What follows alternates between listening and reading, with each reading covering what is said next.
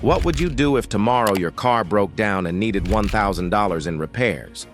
Or if your job suddenly disappeared and you had to figure out how to pay rent next month? Most people would panic, maybe swipe a credit card or borrow from friends and family. But what if you had a safety net already waiting for you? That's the power of an emergency fund. Today we're talking about how to build an emergency fund fast. Not someday, not maybe when life slows down, but starting right now. And don't worry, we're not going to talk about skipping every coffee or living like a monk. This is about practical, doable steps that can actually get you from zero to your first emergency savings in a way that fits real life. Let's be real. Most people don't have an emergency fund. Studies show that nearly half of Americans can't cover even a $500 unexpected expense without going into debt. And this isn't just an American problem, it's global. The truth is, life throws curveballs. Medical bills, flat tires, sudden job cuts. And if you're not prepared, it's stressful, expensive, and sometimes devastating. An emergency fund is basically money set aside just for these oh no moments. It's not for vacations, not for new gadgets, and not even for planned expenses like rent or groceries. It's purely for those surprise hits life throws at you. Think of it like insurance, but instead of waiting for a company to pay out, you're your own insurance provider. So how do you actually build one, especially if money is already tight? The good news, you don't need to save thousands overnight. You just need a clear plan, small wins, and a strategy to build momentum. By the end of this video, you'll know the exact steps to start building your emergency fund quickly, even if you're starting with nothing. Let's break it down step by step. When people think emergency fund, they imagine needing 3 to 6 months of expenses saved up, and that's true for the long term. But let's be honest, if you're living paycheck to paycheck, that number feels impossible. So here's the trick. Start with a mini goal. Aim for $500 to $1,000. Why? Because most emergencies, car repairs, medical co-pays, busted appliances, fall into that range. And having just $500 saved means you've already beaten nearly half the population. That small fund gives you breathing room, and once you hit it, you'll feel motivated to keep going. Think of it like climbing a mountain. You don't look at the peak right away, you just focus on the first base camp. This money should be separate from your checking account so you're not tempted to spend it.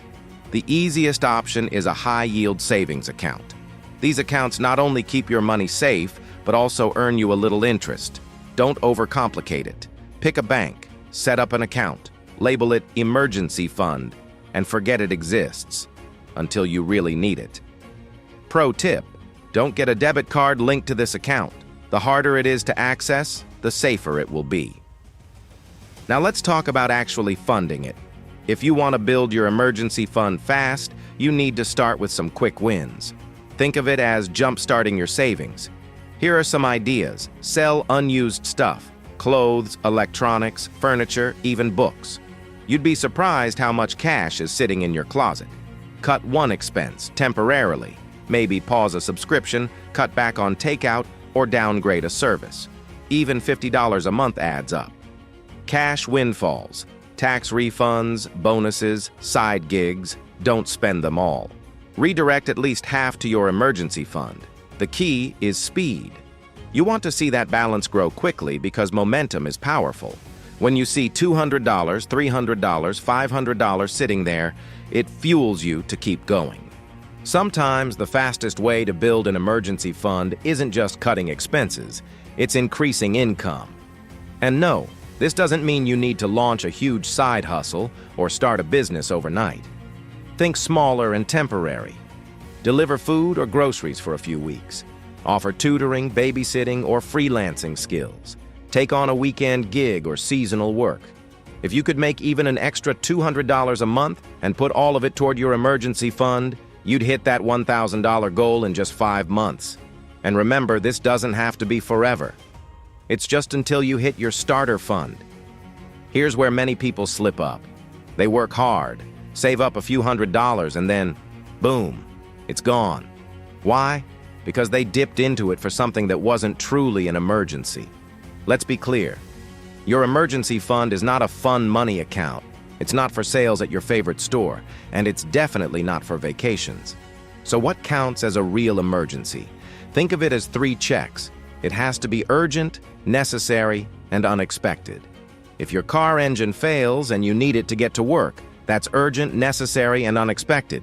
If you suddenly lose your job and need rent, that qualifies. But upgrading your phone because the new model just dropped? Not urgent, not necessary, and definitely not unexpected. A helpful trick is to give yourself a cooling-off rule. If you're tempted to use your fund, stop and ask, would I go into credit card debt for this? If the answer is no, then it's not an emergency. Protecting this fund is about discipline as much as it is about saving. And remember, if you ever do need to use it, that's okay. That's exactly why you built it. Just commit to rebuilding it as soon as possible so you don't lose your safety net. Once you've hit that 500 to 1,000 mark, it's time to aim higher. The ultimate goal is 3 to 6 months of living expenses. This isn't just about car repairs anymore. It's about job loss, medical emergencies, or bigger life disruptions. Start by calculating your bare minimum monthly expenses, things like rent, utilities, groceries, and transportation. Multiply that by 3. That's your next target. For most people, that's somewhere between $5,000 and $15,000. Sounds big, but remember, you don't have to do it overnight. Just keep automating, adding extra income when you can, and protecting the fund. With time, it grows. And one day, you'll look at your account and realize you've built real financial security. Here's the truth. An emergency fund isn't just about money. It's about peace of mind. It's about sleeping better at night because you know you're not one flat tire away from financial chaos. And the best part? You don't need to be rich to start one. You just need to take small, consistent steps. Start with $50, $100, or even $10. Sell something, cut one expense, automate a little transfer. The important thing is to start today. Because here's the reality. Emergencies aren't a matter of if, they're a matter of when. And when they come, you'll either be stressed and scrambling or calm and prepared. Which version of yourself do you want to be? So don't wait until life throws the next curveball. Start your emergency fund now, even if it's small, even if it feels slow.